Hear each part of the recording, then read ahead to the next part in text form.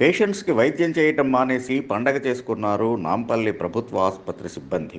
చికిత్స కోసం వచ్చిన దాదాపు 100 మంది రోగులు ఆసుపత్రి సిబ్బంది కోసం ఎదురు చూడగా ఆసుపత్రి సిబ్బంది మాత్రం బోనాలు వేడుకల్లో నిమగ్నమయ్యారు. చూడండి ఈ వీడియోలో ఎలా సంబరాలు జరుపుకుంటున్నారో. వైద్యం అవసరమైన పేషెంట్స్ పరిస్థితి ఏంటో మరి.